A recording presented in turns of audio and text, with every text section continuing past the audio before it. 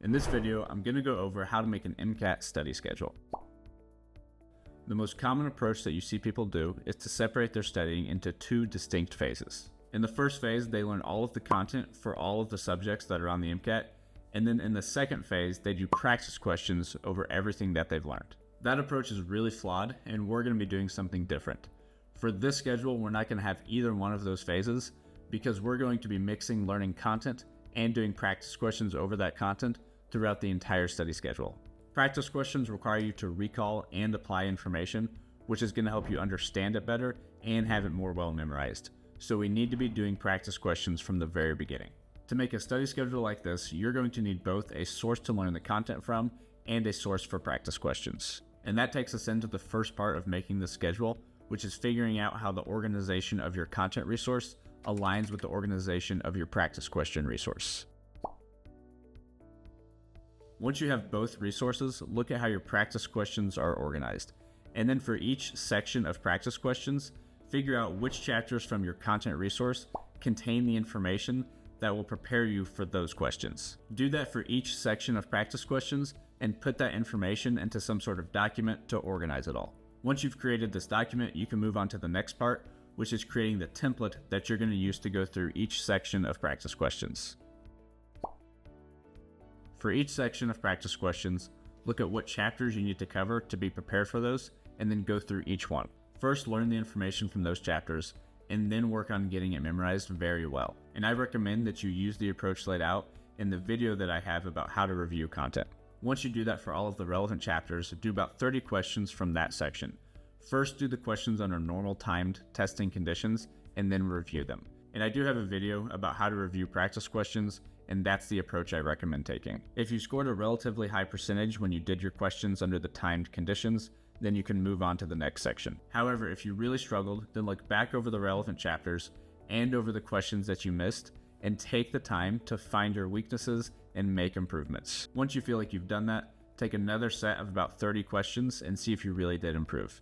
If you do well on that second set, then you can move on. This is the template that we're going to use for all of the sections of practice questions, and now we're going to look at what order to do them in.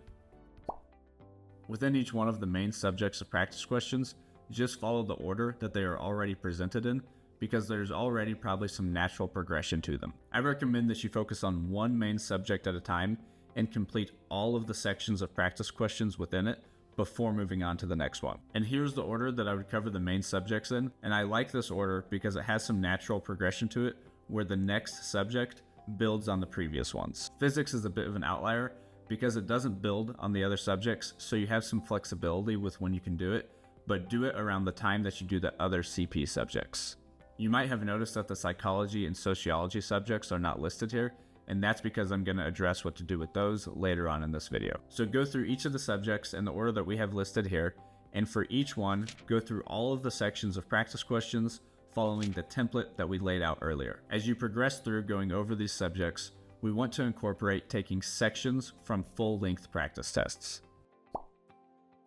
The first section that you want to take is a CP section after you have covered all of the topics that it can test you on. That includes the entire subjects of Gen Chem, Org, Physics, and some topics from biochemistry like amino acids, protein folding, and biomolecules like carbohydrates, fats, and nucleotides. Once you've covered all of those topics using the template we've discussed, take a CP section from an official AAMC test. By using an official AAMC test, the score you get on that is reliable, and that definitively lets you know what mastery you have over the CP topics. And that lets you know if your studying is effective and if you're on pace to reach your goal score by your test date. Skip the rest of the sections from that exam because we're going to use them later on, and since you haven't covered that material yet, there's no point in testing yourself over it.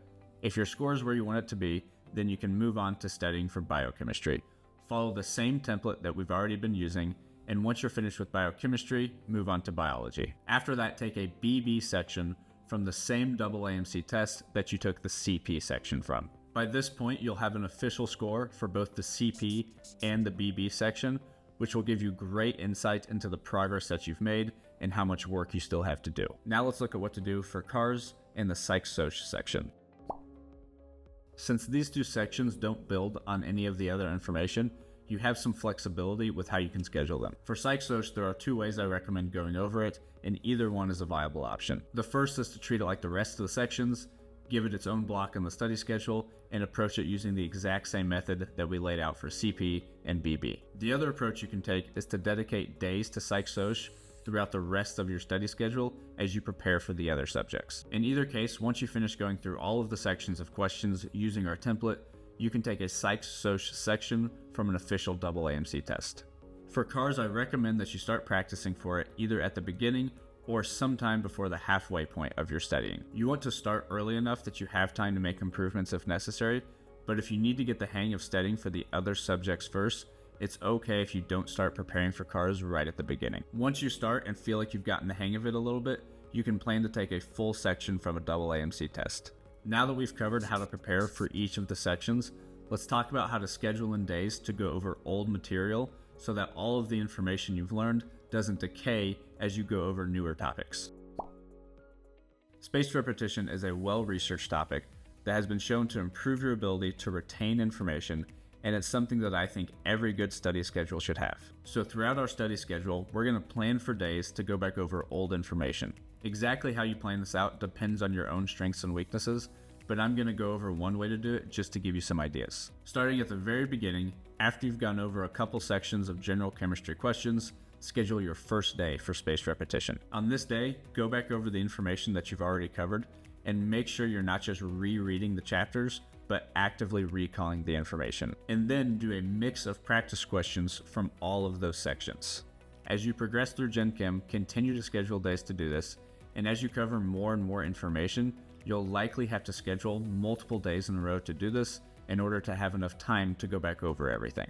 After you finish with general chemistry, do the exact same thing for org, but as you go through org, plan some days to go back over the general chemistry stuff. Keep up with that pattern throughout the entirety of your study schedule. For our last layer of spaced repetition, on any day that you're going to take a section from an official AAMC test, take an additional section for any of the ones that you've already taken one for. For example, by the time you're going to take a BB section, you will have already prepared for and taken a CP section. So on the day that you're going to take that BB section, also take your second CP section. And if you've already started your preparation for CARS and are getting the hang of that, you can take CARS sections on these days as well. Once you've gone through all 4 sections of the test, it's time to take full-length tests.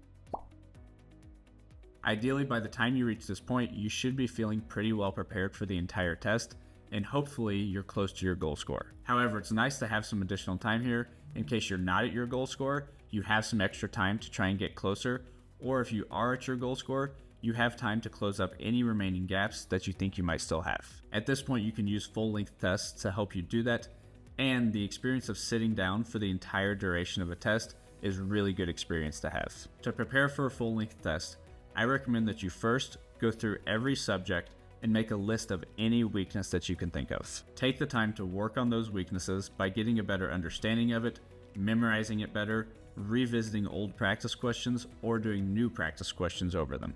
Once you feel like you've made substantial progress on all of those weaknesses, then you can take a full-length test. After the test, review it thoroughly, identify any weaknesses that you can, and work on fixing them in the same way that we just mentioned. Once you feel like you've made substantial progress on those weaknesses, then you can take another practice test. It's very important that you take the time to improve on your weaknesses before taking your next practice test. So try to not be too concerned about taking tests at a certain frequency, like once a week, or about taking a certain amount of tests. Those are really arbitrary goals that won't have any effect on your scores if you're not finding and fixing your weaknesses. Keep taking full-length practice tests and fixing your weaknesses up until your test date. Try to get your scores on those close to or even above your goal score. Lastly, do very light studying on the days leading up to your test so that you go in feeling fresh and rested. Hopefully this video gives you a good idea on how to make a study schedule, and as you get the hang of things, make any adjustments that you need. If you liked this video, subscribe and turn on notifications for more MCAT related content.